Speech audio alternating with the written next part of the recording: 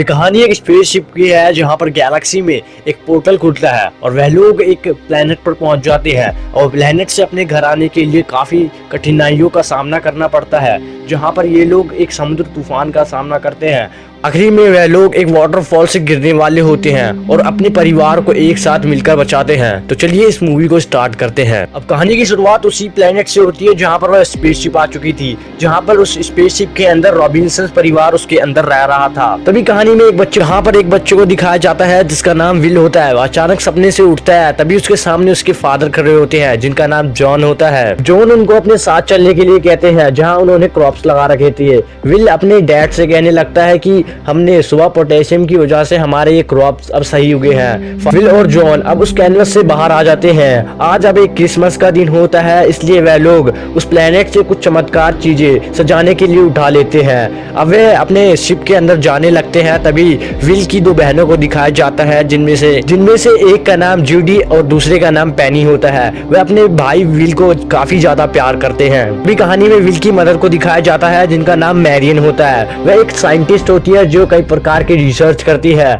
आज क्रिसमस का दिन होता है, इसलिए सारे लोग सेलिब्रेट करने के लिए एक मेज पे एक साथ बैठ जाते हैं, जहां विल को उसका एक गिफ्ट दिया जाता है जिसके अंदर से विल उस की को निकाल। अब विल सभी को एक किताब बांटने लगता है। वह किताब दरअसल पेनी ने लिखी थी और विल ने उसे छपवा दिया क्योंकि पेनी ने उसे जर्नल के रूप में लिखा था।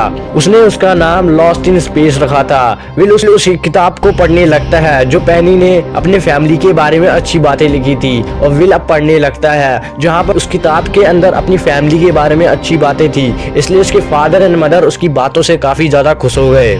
इसलिए बेटे विल को अच्छे से कार चलाना सिखा रहे थे ताकि वह आगे चलकर भी सही से चला सके। अब धीरे धीरे विल उसको चलाता है और वह थोड़ा बहुत सीख जाता है। अब यहाँ पर डैन वेस्ट एंड जूडी को दिखाया जाता है जहाँ ये लोग सोलर प्लांट लगा रहे थे। डॉन वेस्ट जूडी से कहता है कि तुम जल्दबाजी मत करो क्योंकि हमारे पास स्पेस सूट और ऑक्सीजन जनरेटर को चार्ज करने का सिर्फ यही रिसोर्स है। वह यहाँ से पेनी को हैरिस के ऊपर नजर रखने का काम दिया था। पेनी उसके हाथ में लॉकअप लगाकर उसे थोड़ा टहला देती है।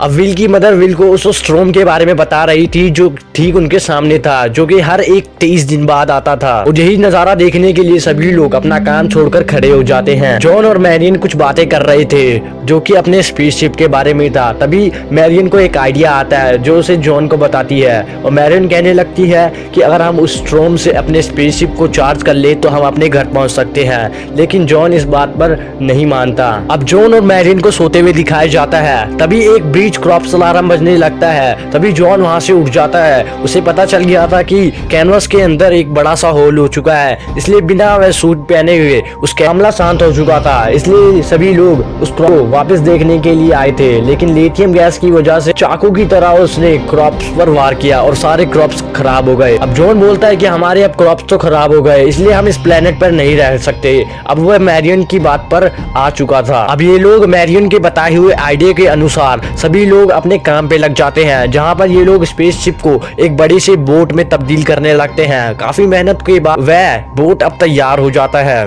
अब बारी आती है उसे ट्राई करने की, जहां पर वह लोग उसे समुद्र में उतारते हैं और वह अपने काम में कामयाब भी हो जाते हैं। अब शिप अच्छी खासी चल रही थी। काफी दूर तक वह चलने के बाद उनका वह बोट अब एक पत्थर में जाके अटक चुका था, जहां पर जॉन और वेस्ट उसे जाकर अपने इंजन में फोर्स लगाते हैं और वह अपने काम में कामयाब भी हो जाते हैं, जिसकी वजह से वह बोट अब जगह से हट जाता है। अब लेकिन मुसीबत तो अभी टली नहीं थी क्योंकि अब समुद्री तूफान अब समुद्र में अपना कहर बरसाने लगे थे, जहां पर सभी लोगों को काफी ज्यादा कठिनाइयों का सामना करना पड़ा। यहां तक कि जॉन भी अब घायल हो चुका था। अब जॉन को अपने वेंटिलेटर पे लाया जाता है जहां उसे लिटा दिया जाता है और विल से अपने डैड से कहने लगता है कि आप आराम करिए, मैं सारा काम संभाल लूंगा। लेकिन एक बच्चा होने के नाते जॉन उसे मना कर देता है। तूफान की वजह से उनके एक बड़े बोट से उनका अब कंट्रोल हट जाता है, जहाँ पे अब कई लोगों की मदद की जरूरत पड़ती है। अब मैरियन और हैरिस को दिखाया जाता है, जहाँ मैरियन हैरिस को अब उसके लॉकअप से अनलॉक कर देती है क्योंकि उन्हें एक और व्यक्ति की जरूरत है जो इस तूफान से उनको बचाए, और वह काम सिर्फ हैरिस कर सकती है। काफी देर के बाद हैरिस एक सूट पहनकर उस जगह पहुंचती है जहां पर वह लोग तूफान से लड़ रहे थे। काफी देर के बाद वह लोग उस तूफान से बचते हैं। आखिरकार वह लोग अपने काम में सक्सेस हो जाते हैं। अब सुबह हो चुकी थी और सारे तूफान भी थम चुके थे।